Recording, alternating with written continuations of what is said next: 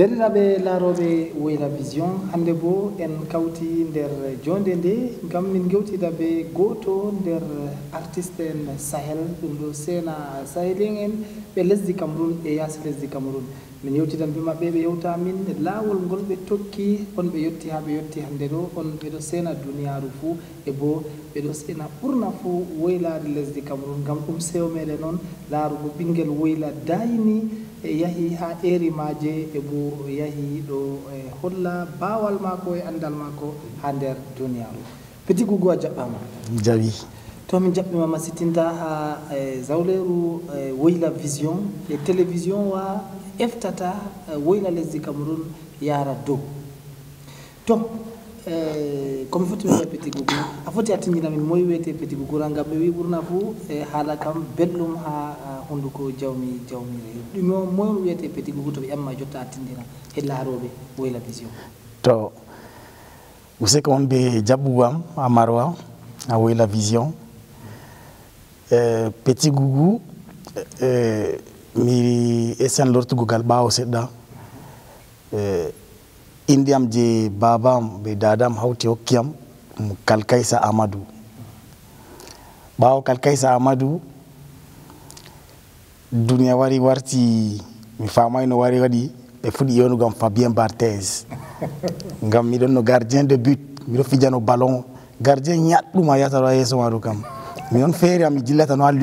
lucarne ban ɓe tappa ballon mi jilla lucarne mi itta ballon be kolel gotel kolel banni man ɓawo man mi continuan do Fabien Barthez ɓawo man théâtre wari nastiyam hakkilo nde théâtre nastiyam hakkilo warti ɓe yonam Petit Gougou banni ɓawo Petit Gougou bo nder balleji ɗo ɓe yonami Adamou gam mi fija nder film Adamou e Goni banni donc jotta kam mo yiɗi fou yona no yiɗi kadi mo yiɗi yona Kalkaisa Amadou mo yiɗi pat mo yiɗi yona Petit Gougou banni mo yiɗi yona Adamou fou anka a nota fou min kam mi notan to Petit Gougou kañum inde ma min ɓe ɓuuri andugo jotta kam Fabien Barthez no en ɗo andi bo hande ɓeɗo wiya ballon ɗo mari ceede masitinta e noon ka wari a acci e ballon a hoti ha jala jalna ballon ɗo wato ko doggini am ballon ɗo fa o fakat ɗo mari ceede amma nder duniyaru nana a jottani ceede tan a tokkata a joɗan bo no a maran sanaji Allah hokkima nder iyam to kañum waɗi to Allah hoddiri Allah hokkiyam théâtre on nder iyam banni man mi acciri ballon wartiyata théâtre e bo miɗo à l'aise gam ha to non masam mi laari babalam gam ɗo fottanam to miɗo fija yimɓe ɗo jala ɗo fottanam to miɗo sena yimɓe to Petit Gougou en wota seɗɗa fayna foti a wiya min seɗɗa nde a fuɗɗi no a fuɗɗiri e bo lawol ngol ola tokkiro yetti ha hande to fuɗɗo ka ɗum film ɗungu mon amma mi waɗan comment dire mi fondan meccan mon peetum man voilà mi rammitinan voilà mi rammitinan gam histoire man juuti machine ñallan to mi fuɗɗi ɗo miɗon no ha école miɗo ha école go sey yende feere gacciyam gaccam mi fiiri mawol mi doggi école mi yirti miɗo alliance française a Garwa mi wimi ha mi ekkita fijugo batterie gam miɗno ala musique fou mi wimi fijan batterie banni nder mi yi ekkitugo batterie go sey mi fotti be cousin am Isnebo mi tami ɓe Marwa andi Isnebo kawtal to banni man fotti be cousin am Isnebo gam baba Isnebo ɗum baka dada am baba gotel banni o wiyam noy cousin noy ha ɗo mi wimo kay mari waɗgo musique so wi musique ɗo ɗumi a ekkititta mi wi batterie so wi kay batterie ɗo kujere nasara en ta ekkitu batterie tefu instrument je galmenaɗo a wosa soit garaya soit a wosa dudandu a wosa flûte banni man mi wi to mi nani o hokkiyam dala je hokkiyam ɗo première flûte am mi soodi be dala mako banni man mi ummi mi yehi mi fuɗɗi miɗo ekkita fijugo flûte nde mi wawata no fijugo flûte Ibro Yero paix à son âme Ibro Yero wiyam yo ka dani ɓe watta juuɗa ɓe fija flute ibro yorbo ekkitinam fijugo flute nde o ekkitinam fijugo flute go banni man miɗo fija flute se ɓe mariage am no ha théâtre ha mbaɗa passage gotel mi fija flute ɓawa man mi lorta nder musique am puisque en waɗa répétition am ha bal gotel banni man yende feere mi fiji flute mi jippiya mi jilla se metteur en scène man Espérance Foul ɓe wontamo o wiyam hato a yahata to ɓoyma bo to en ɗo waɗate répétition ji ɗo yimɓe ɗo bato ɗum spectacle on yimɓe ɗo heewi banni man o wi yo non aɗa yiya to jooɗu les fiju ko joue même les figurants jooɗu hato a yahata banni man mi wi to ha mi fonda nde mi fondi yimɓe cak fuɗi wi yo kay musique ɗo na balma ha ɗon balma banni man mi ɗaggiri ha théâtre banni mi ɗaggi ha théâtre nde mi ɗaggi ha théâtre babago nde nani mi doggi l'école o wiyam to jotta kam oɗon nana yo min jotta kam kuje musique wonmi yiɗi waɗgo o wiyam so wi to yimɓe bo wari yeccimo yo oɗo ɗo lawol o tokkiɗo ɗum je sippugoma to an to dadama ko gam timmata dow jaam banni man se sippa nde nani yo to haala sippa naati ɗo o wi to jotta kam a réfléchissa soit a lorta yeccam yo a fuɗitan école soit a wurtinami saare o wosi acte am o joɗina do table o wi to a laari yo to weeti to a wosi décision ma ɗo a waɗano a yiɗi banima mi ummi fajira mi wosi acte am mi lowi ha jiba miɗo ɓofta lumseji am mi wurti saare banni mi yirti miɗo watta saguinnaji miɗo wala ta saguinnaji ha garwa mi wala ta saguinnaji nde ata saguinnaji go mi ekkiti kujeji je yahata foɗu ɓangge gallo waɗu ni ɓangge foɗetanoro bo jafeɗam de amma gam mi acci kam wala mo andete ta on wiya miɗo foɗa ɓangge kam ta wiya miɗo foɗa ɓangge mi foɗino to mi waɗino bo gam hatto mi faami enfant de la rue en ɗo ɓikkoye tasa ɗo yaki fe nanguiɗa maɓɓe gam tan mi nasti miɗo foɗa ɓangge a tasa man ɗo haala weelo gam yaki feere a ñalla a wala wala ko a heɓata mukka donc dole a sanka a wiika heɓa ɗana banni man mi naati ɓangge miɗo wiika mi ɗana amma mi o fay répétition ɗo no 15 heures alliance miɗo umma ha tasa man mi jilla répétition gam mi andino ko mariage banni man mi fuɗɗi miɗo yaha répétition c'est yende feere ministre invité amina Yaoundé ayami fija Yaoundé banni babam nani yo ɓinguel makko jilla Yaoundé pour la première fois ɗo jilla Yaoundé nden bo ministre on invité ɓe to ɓe yahan bo ɓe avion militaire banni man baba yetti yo to on elimi ko am warate fami ha tasa yo ya yeccimo yo o warta saare banni man mi warti nde mi warti banni man e narri jotta o faami e kugal may foti nafa foti yaha yeeso na kugal boɗare ko jotta kay ɗon narri kanko ma sam yake feere no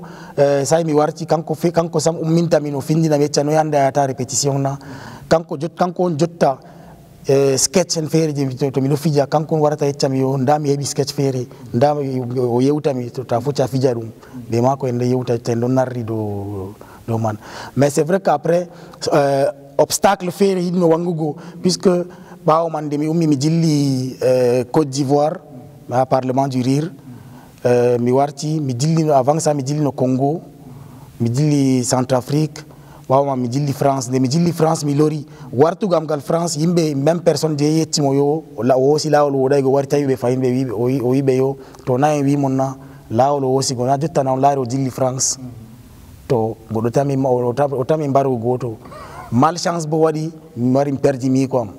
nde mi perdi miko am se ɓe pat ɓe wiya bal maytima ɓeɗo wiya to na on laarina kanko on kaymi yaarimo France man na kaymo o sippimo on na on yi kadi no laari difficulté ji jen ɗo mari to alors que ɗo tokki kugal amin bo nder hayru nder nder désordre barbaji yimɓe banno yimɓe numata ɗo kugal man kam kala kugal ngal goɗɗo anda pat goɗɗo famay fat hosan no hositiri fo e bo kadi to komo so to sippi goɗɗo on nden huwa kugal kana kugal may ngal catgal petit gougou woodi feere kam ummi sambo e français o yeccam o wiyama mon frère tu as trempé c'est mi wimo non la seule chose que j'ai trempé ce sont mes habits je ne sais pas de quel trempé tu parles parce que gam to ɓe yima seɗɗa ɓe a trempé quoi Ça c'est le verbe de ceux qui ne veulent pas travailler. Parce que moi, il dit Kugal, moi, ko école, ko du mender dunia ta tidini, ta via ouan, to a résisté, hokan, quand même kabe yatarum. Et yatayo diga 1995 millions d'herman. Ha ba jotta. Ma petit gougou. Elande ko galman gal hoye e bo burna fo muyalon tampinta yimbe. Afuta wi amin digande ado wada e bo dubaw dubino na hebi wangi dunya patandima. Min mi fuddi ndi aka 1995 alliance mi fuddi aka 95 to 95 96 97 98 ala lang 2000 fu mi don der ngeme je sekman ngeme je na je ina lillahi mon ngeme je sekman non mélanger man do je wala ko nandi samdo mi do furdi kota wosi amata wacham der drong ne bam mi furdan sai man do to bawo man mi ummi mi jilli limbe en l'an 2000 hafa fenak to ha ton fuddi labugo sedda ngam ton mi hebi epi d'argent aton bawo dubi joy bawo dubi joy der de kuude der tammude der bone bawo dubi joy on fuddi labugo sedda to fuddi labugo je dede man do bo bawo dubi sappo holli do kam 2005 2005 on fuddi labugo ngam 2005 on mi jilli Congo festival de 2005 mi jilli Congo 2005 mi jilli Centrafrique 2005 mi jilli Tchad e bo mi fuddi wodugo do ngam nane mi don wada jangal be gal lawo jotta ka warti dodo na yi fuddi welugo voilà andi to petit gougou afoti awi amin dum on senata ma hande to waylti alari lawol gola tokki ko ayidi hande bo dum on burata ma senugo to ko senata mi jottaro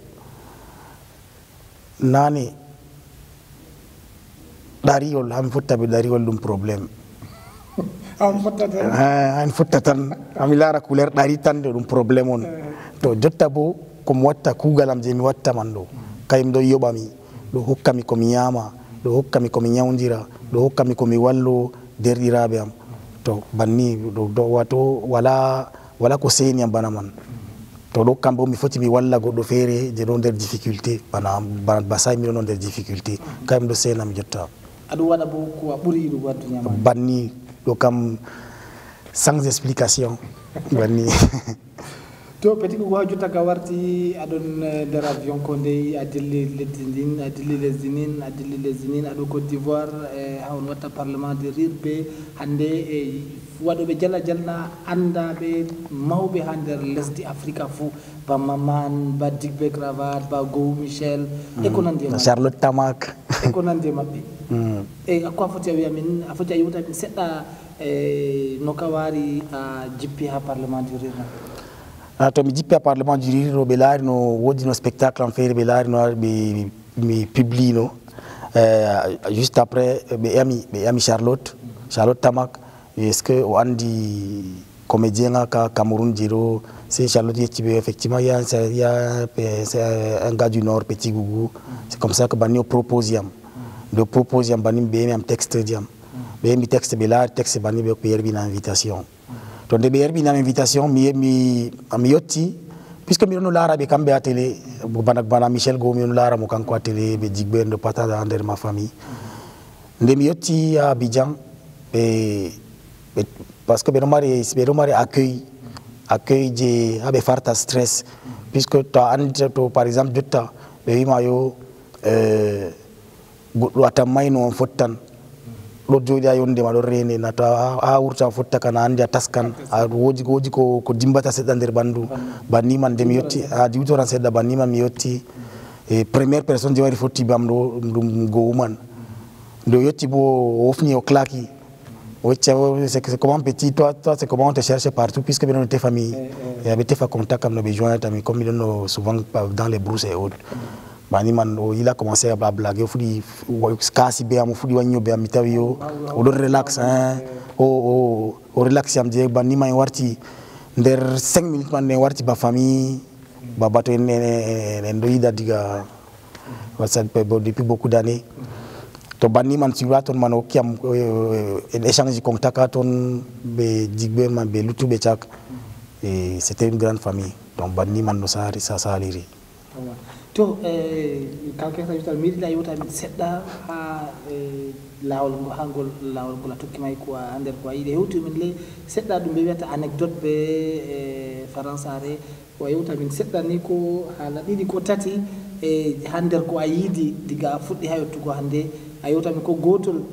senugol ko gotel bo ko mettinma ɓernde ha nder kuugal man to ha nder kuugal amin ɗo ko mettini am ko welni am ɓernde ngam fuɗɗiran toujours gal ko welni am ɓernde ngam min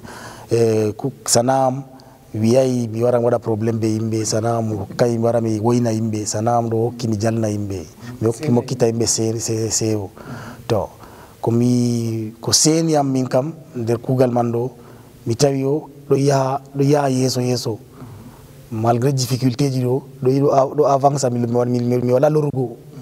lorgo miɗo yaha yeeso to public am bo ɓeɗo be am ɓeɗo wondi be am to mi fotti be maɓɓe ko ɓuri senugam bo to a fotti be goɗɗo ko dow lawol a andama o andama o nasti feere ma ko oɗo jala wari o wofnima ɗo wala plaisir ɓuri ɗum to o voilà fakat oui min mi andama o kanko o andi am wara oɗo jala o fottinamo hecca kay ko a fijino yenda to mi laari ɗo fottaniyam vraiment yende mi laari woodi siyata yake feere ko ɓuri senugam fayinta ɗo woodi couple on ɓe ɗon no mari probléme ɓe ɗo dow sendirgo c'est malchance tawi ɓe ɗon na ɓeɗo ha yeeso télé ɓe ɗiɗi pat miɗon no fija bo miɗon no fija dow haala mariage haala divorce conséquence divorce banni man ɓe wari ɓe nasti ɓeɗo jala sey ɓe wari ɓe narriti nde ɓe narriti sey ɓe wari ɓe fotti ɓe am yende ɓe wiyam anda a sauvi couple amin ngam yende aɗon no fija e miɗo joɗi ɓe madame amen non no chien et chat mais jotta kam vraiment ça va kanko mawɗo mariage ma useni a foti a yetta ko a sara hen wosa ko photona wala ko seni am no bana man to ko ɗon nawami bo ngam na ko nawi am ngam ko ɗon nawami ngam ɗon nawama jotta pat ko ɗon nawam ɗo yimɓe je ɗo waɗa bato ɓe yiɗi bato ɓe ɗo yiɗima amma ɓe yiɗama kay mo ɗon nawami to yimɓeji je ɗo fali nder bureau ji ɓeɗo fali nder bureau ɓe warata salle spectacle a organise spectacle ɓe wangata a yaha ema ɓe coup de main ɓe ontiray ɓe ma sam donc ils ne sont pas avec toi du 1er au 31 ɓe wala ko haje maɓɓe ɓe ma sam mais ɓe ɗon nder fasikare puisque wala ha mi nastay wala ha mi taray ha mi ema soutien tan feere sae feere mi ema soutien wala ha mi taray cak ɓe décevi am sey nde feere ɓe cak bo to mi fotti maɓɓe ɓe yecca non vraiment non, toi, tu fais la fierté, tu fais notre fierté vraiment. L'autre jour, j'étais devant dans la télé avec ma famille, avec toute ma famille. Non, on était en train de rire. C'est mi yewi ander berndiyam to mi yeti ɗo to aɗo joɗi ɓe famille maman ɗo ta jale wooke on hawta toon ɗon fija on wooka to mi timmini fijugo on wosta gonɗi mon ɓuran donc il y a des difficultés comme ça donc et c'est muñal on ngam ta nasti a dilla nder rythme maɓɓe ɗo yahata banni mi habda ɓe muñal man banni to wandi kay mon komi ƴamatama feere ɓurna fo yimɓe ɗo wiya ba ha lesɗe goɗɗe kam ɓeɗo hoosa artiste en ɓe daradia ɓe sama ɓeɗo wallita ha lesdi men ɗo ɗum ɗo saɗi an jaaɗo ha Côte d'Ivoire jaaɗo ha hande Tchad Congo France lesɗe mi fotami limtira ɗe fumaji noon an bo aɗo yiya no ɓe hoositirta artiste en ha lesɗe man e bo noy on ɓe wondiri be artiste en ha lesɗe man to hami fuɗɗiragal Côte d'Ivoire fayin ngam gal Côte d'Ivoire aɗo yotta aéroport mi yecca ha aéroport aɗo yotta aéroport aɗo mari sac ma petel donc ha nder sac ma man ɗo per diem ma ɗon ko andi pat ɗon ɓe t-shirt parlement du rima ɗon nder man to ɓe menu je séjour ma cak a kocha to woodi aɗo allergie to woodi ko a ñamata a kocha ta yotti aɗo mari parrain goɗo ɗo je ɗo suiva ma ko a mari haje pat a yeccamo o yaha o tefinama to woodi ko a yiɗi o yaha kanko natta nder courseji ma cak ɓe watama à l'aise jusqu'à ce que a warta to ha ɗo bo en ɗo andi yimɓeji amin man ɗum même genre de on na fami kadi jotta kam mi fotai mi nasta fayinde en profondeur ngam to mi nasta en profondeur mi tan mi sankitugo caméra ji fo aɗo non c'est une façon de parler je suis pas brutal banni man ko mbino nani ko banni man ɓe woni donc oui feere ka jotta ka invite moi spectacle ta invite moi spectacle ma woodi feere ca ya la bière là-bas no andi a wiyata mo ma bo a yoɓintam taxi na way to mi yeehi ada invite mo donc c'est des situations comme ça donc kuje jibani don warti sake ado c'est un peu difficile kay wadi yo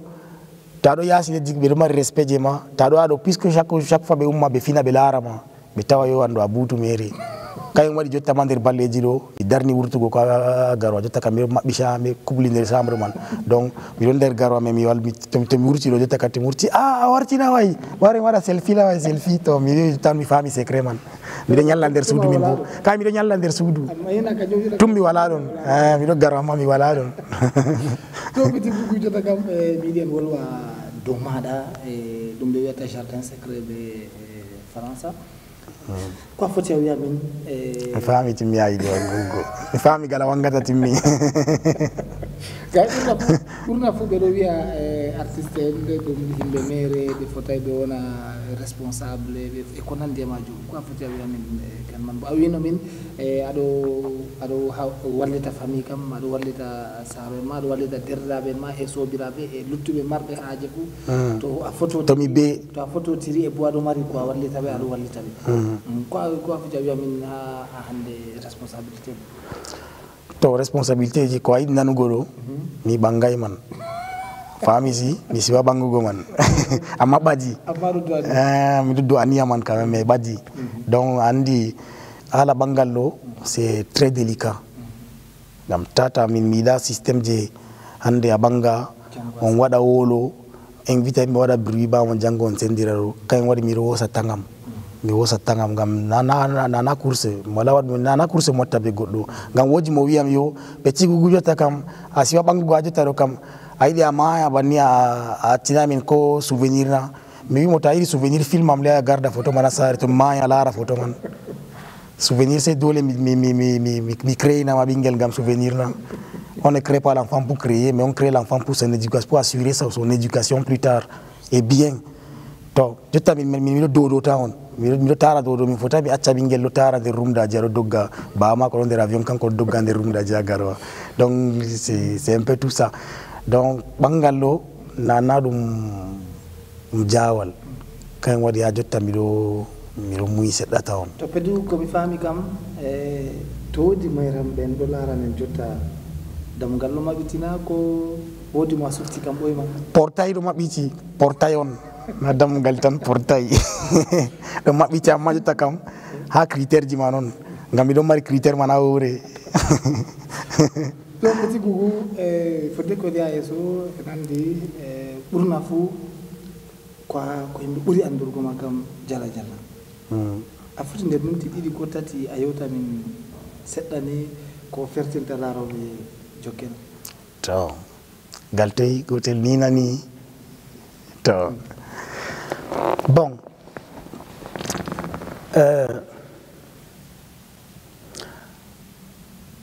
onon ɓikko roɓe Marois ɗo je m'adresse à vous les filles de Marois là ɗum soyde semtende na malla ko ɗum dartare na je ne comprends pas mais finalement on doit la novelas pourquoi même il y a un mignon garçon comme moi un beau garçon dans Marois miɗo tara nder Marois waɗi balɗe nayyi on ɗo sawti on ɗo ɓendi do am mais on ɗo tara vous tournez autour du pot vous ne pouvez pas venir me dire on doit la novelas pourquoi même kami mi andi normalement hano on wada no banno ko yata novelas on do nyalla yeso man haniri do hukka yite do on wada banni man net banni man to laari bingel gorko bana am do on wada bana novelas man to ayidi mo yecca mo yo o ayidi mo ayecca mo sek mabo to do wanca ko der jardin ba gam ha novelas to be wanca ko der jardin do ayya bingel debbo teba fleur o hokka o do man bon nufna o yecca mo c'est bon do ura boddum wadele banni be amin bo ko anda inde fleur man tawle o kam ko damba do bo ko mi do mati damba bona to wadi ko ha ko mi nufnay boddum mama yecite o kaydo ura boddum en dilla man film man do continue man dimon c'est même quoi soyez honnête moi quand j'étais en France et Paris wato yidi aro fere be jana sara indi hana sara indi to be to do yidi ma mi ya aéroport mi jippi aéroport Roissy Charles de Gaulle à France mi futti be tabbel fere o sakkini big ma ko leddi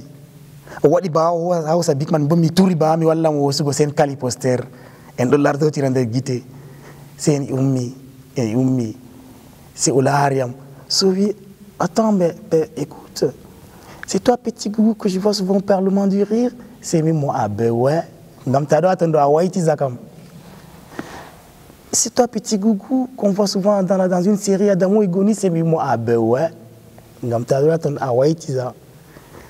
on andi ko wiyam wallahi o wiyam ko bebe da yeccugam hamarwa ko on meday wiyugam hamarwa bakko kay mo wiyama ton o wiyam enfin je vois un vrai métis kay kuje fere c'est Paris mi wartiado mi hosi avion mi wartiado mi jippi aéroport Salak mi wi mi wadan exactement comme haton banno me waja ton mi jippi aéroport Salak mi fotti be bingel debbo o do lara mi mo wi mo en wada mi wada dilla man mi wada bana hato man mi lara mo lara mi wadi am boyce tam yo baje be ciamato mi lara mo mi do si kanko bo lara mi so yam dume darde banni gorko dum karama kuna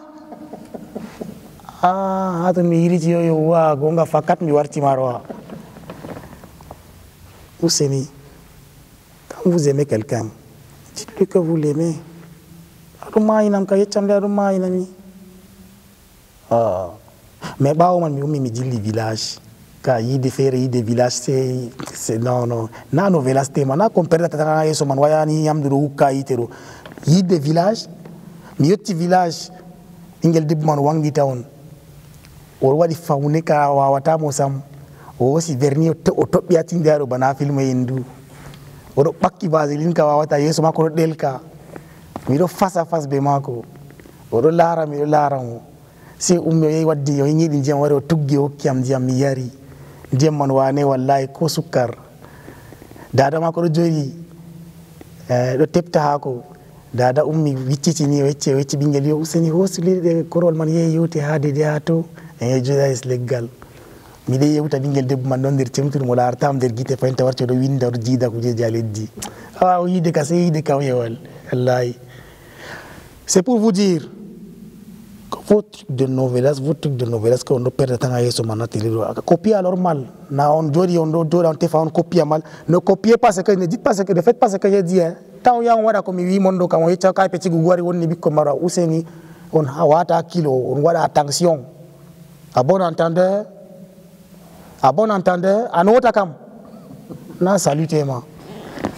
voilà petit gougou ngetima ko dula merci e petit gougou e non de yewtida mi di fodde ko en jabbotina do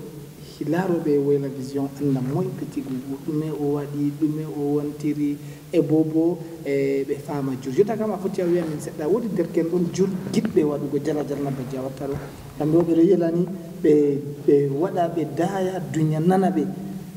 wasujutu afoti hokkabe kambe bo be tokka lawol man be andan kambe be tabitina fakat be foti to be tokki bawi may be yotta ha yotti to jotta funa yibi artiri mi wiyo yimbe jimbe walli am a départ na yimi wolini mala Isnebo mi wolini mala Ibroyero mi wolini mala metteur en scène am je wadjama théâtre be cakdo hokki am formation be ekkitina munde mere be hokki am mere to min bo mi transmettan mere mi warta mi warmara mi ciaw hokkam dalani hami wami ekkitinama banno bottagal gal fombina ngam gal fombina do banni be avant que be walla ma do be ciama se a hokka cede to min bo objectif am jottaro kay mon hamarwa man bana hamarwa do mi wari mi yidi mi heba causerie be certains humoristes baje watta jala jalna wa waylaro en je heba en yewta ngam idée je mari do dum yo tata wona yo tummini yata parlement du Rire am ngam nana min feere am nord Cameroun parce qu'il y a des talents di do wagi do partout donc mi wara mi wuwa sedda be mabbe e wada atelier ji en wuwa e wada restitution comme ça mi propose à texte di mabbe ato comme ça effectif à parlement du Rire be fama kam yo l'honneur est présent parce que l'honneur c'est pas moi seul nana min feere am kay mo objectif am mi di min bo mi wallita imbe mi dasa imbe min bo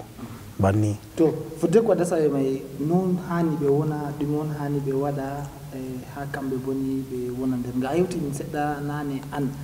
ko ayidi muel amari e buddi wona fudde ngam yutaro derken burna fu jotaro be yidi jawal goddo o yido fudda hande jango dunya pat anda mo bo jango himbe pat anditam to jotaro problème majeur mando ala problème CFA ala dala ngam kay arta ta wonnugo cak min to mi supportay no boneji do cak to mi supportay no do mi yewtano hado ala théâtre ala humour be itta ala tala ko woni gal ko teccede ka cakne wore be fuata wore yo kambe ka ekkitugo tawon waddi be kayon waddi be wari abe avance on am to be wati ala cede a wore kam ka be dérapi timmi un ça c'est d'un de deux be itta idée starmania ko a wore ngam to be fuddi be wadi 1 2 spectacle bi ko be laari be a télé o sala lawol ursala be tam buba nay buba warti star to di tati mo buba nay aye buba am do warti star ala timmi to ta warta o uppita to uppiti warta o yofta côté travail o dutta ka begal côté ji hanay ngam côté gam ku gal man do mari obstacle du jour to troisième des choses il faut que be respecte temps ngam pour se faire respecter il faut respecter le temps nous m'a rendez-vous à 7h30 8h j'ai tout fait pour être à temps donc le respect du temps et femme yo mi do mari répétition hande be 14h hande be 14h to mi mari répétition il faut qu'à 14 et à 13h30 mi wona toujours déjà là et ba mi wona mi wada mise en condition ngama tout ça directement wa do sena fuda do wada répétition a osan coin ma petel a do dans der ha vida kujil salté di jalari ala o le faire ndo chaka vida ma wona dans la peau de celui qui veut vraiment faire son travail to respect du temps to bawo man bo be wona be mara ko wiete détermination be fama yo mindo nda objectif am da ha media go ngam to amara objectif o ka do yi a Irlande sur place ngam ta do mari objectif ako afoti a contourner obstacle ko a fergere ka wonta ko ta do mari objectif no fo fergere woni pat a fergana mana darta awa continuer kayam tan mi wi ko wi go to andi garo aydi yahugo ma jata lawo a tarta no tartila sana sa fo ayot tan garo man mata umi aro dilla tan ayana ay fo hirtita voilà banni man kayam mi wi go petit gougou en don ha jottani wondi en don ander jonde men komidi ma yam go jotta gidbe ma laarobe ma ko ndey mi wolwanay be hollata bato do yidima amma wonde be ma do gondube be ma gibbe ma laarobe ma ko wondum be foti be reena galma nder asaweje lebbi ko duubi garati ha laabi kuude ma do to be reena ko mi taskani be ko buri je be andi jottaru kay mi taskanta be taska établir de création spectacle spectacle kesum c'est vrai que spectacle en fait de si jeunesse savait mi fidja duma marwado bara mi fidja marwa mi fidja un peu partout puisque mi fidja alliance française beman et organise une tournée be si jeunesse savait to après mi don der cuisine mi do winda spectacle en fait fain après je mi taska fain ta festival humour e ba min bo mi mofta imbe ibe uma région di Tchak di pa agarwa we wada festival humour festival manga de humour voilà to festival itane warta dona ko adum der taskara tawna wa atay sarti camion de taskara tawn mais der en 2020 inshallah Allah ya rajam to petit gougou yewtu min de sedda kadi nder kuje nder filmiji a fiji nder hande festival ji a yahi yewtumin le seɗɗa kañum bo a yewtimin parlement du rit kam a yetti Abidjan no ɓe jaɓɓirima e Adamou e goni ɗum série waɗama ha nder jeeyase ɓato woyla ɗo ha Lulu nder Marwa be Mora fou be Amora be Mindif bon mais Mindif kay ɓayyago Lulu Mora Marwa lulum wara marwa e bo ɗum nder hitande nde on waɗi ɗum ha marwa ɗo e bo ɗo wanca nder duniyaru fuu jotta kam wala chimtede ɓe larata wala festival ɗum yahay a foti a wiyata min seɗɗa tarima e bona lebbi noon gaɗi ha tournage man ɗume ɓe ɗum on bone an a yiidi ha tournage man e bo ɗum on belɗi a yiidi ha tournage man to en waɗi tournage waɗi lebbi ɗiɗi ɓe reta waɗi de tournage man to nayi nane ma ɓe wi to jumri mbaray diskuɓe ñaaki mbarata talakajo to min kam min ayi ɓi bone kam nanta bone to min kam mi yiyay bone je mi yari ha toon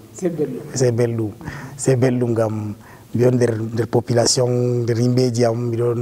miɗona fief am mi wala probléme yimɓe feere nani bone gam ɓe ummi gal fombinani ɓe anda ala nangue a yiɓi nangue ka wala probléme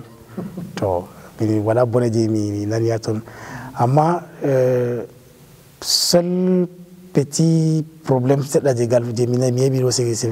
gal feng gal ɓaɗi timmugo ɗo puisque plus ɗo avance plus hoore ɗo chauffa voilà donc banni man ɗo les tensions commencé à monter banni mais quand même en géri ɗum wala probléme gam to hoore ɗo chauffa ɗo ta rufi ndiyam pewɗam ɗo ça va calme a nastan fayinta ha fa ya jooɗa kono hunde naji mettingo ma ɓernde ma mettinte ɓernde gam jotta ka ɗum haala kuugal am ɗo hoore ɗo surchargé on kaye mon tan puisque minon to mari rôle principal et bo chaque jour bo miɗo sur le plateau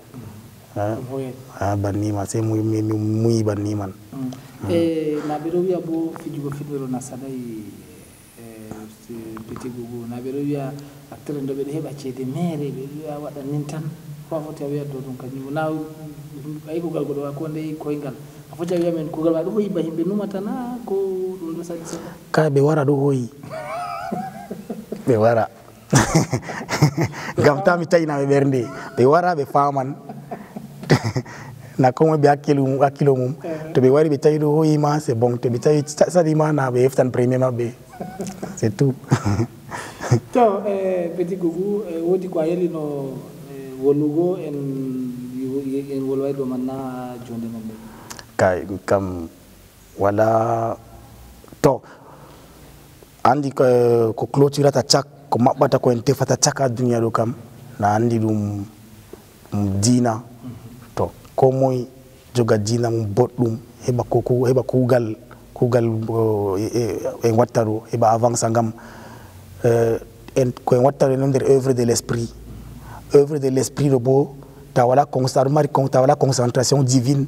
ɗo a yana ferga fayin puisque wala ba Allah ɗo accompagne amin ko ha toye pat to donc à chaque chose, à chaque spectacle, tu as dit spectacle, a yiɗi spectacle, a yiɗi windugo spectacle, a yiɗi waɗugo ko numero a tora Allah. To a torugo Allah man ɗo bo ɗo wara efface kujeji feere je salte naɗa dow lawol ɗo pat. To kayum tan mi yiɗi wiigo yimɓe ngam taɓe numa yo ko en watta ɗo ɗum yimɓe je yahata trampugo on kayi trampugo ha min ɗo kam ɗum rewugo Allah ngam to mi ummi fajira mi yimma mi waɗa priére am to mi waɗi priére mi nasta kugal am tranquille banni to petit gougou fodde ko jaɓɓotira diga aɗo wiya texte windugo jota jala fu seto goɗɗo windina il faut toujours écrire ngam to a winday a waɗan toujours nder improvisation ji tan improvisation ji bo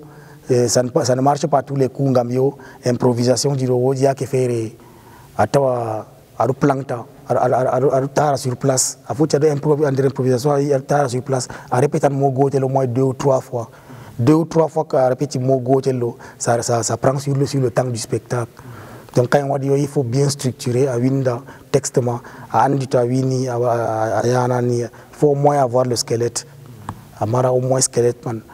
yo bon to mi fiji ou bien les grandes lignes je vais aborder tel sujet mi fijan après ɗo mi wiyanni après ɗo mi wiyanni wani bon maintenant a foti a injecta improvisation de temps en temps mais improvisation c'est risqué ngam foti égarama foti sottinama do lawol je a choisisi voilà mais boɗɗum man ka jikka winda ko to sketch 3 minutes a winda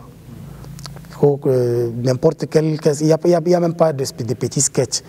Même le sketch d'une minute, le sketch 1 minute, il faut à 3 jours, 4 jours à une sketch 1 minute.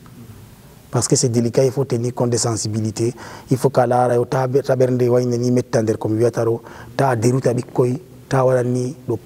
rentre dans les 1 minute. Donc c'est Baniman quand même. Et vous faites de quoi Jacotira? Avez-vous déjà eu à la Ndopa Bejompana?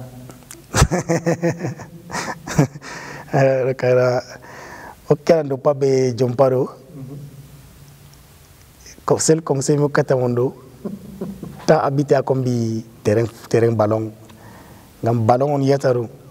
On de Guinaji wala baman. Gam wodi ke don fere. Ero na Musa. Oye gara sun gambio andi.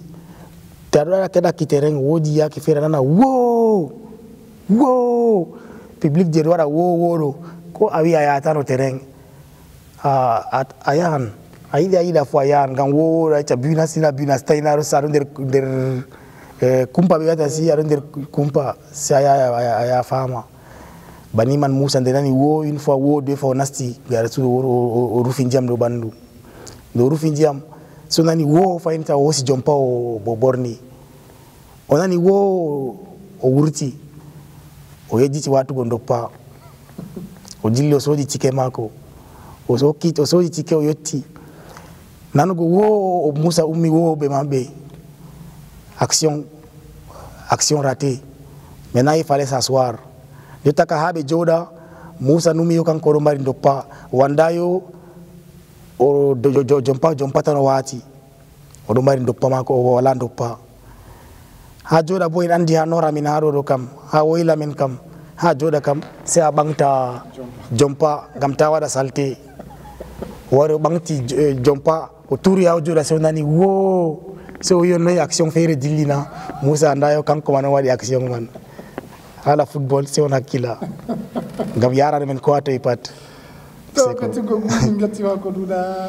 yandiri hande zawleru la vision en gewtidi mi do yela bo awaran badi dum do en gada jala fere ko bo en gada spectacle fere ha Marwa e bo min hewa min larama ha wela vision ta min larama ha télévision ji goddi daydi ha lesde nasara e lesde de daydi fu heba min larama an bo bingel woyla min larama ha der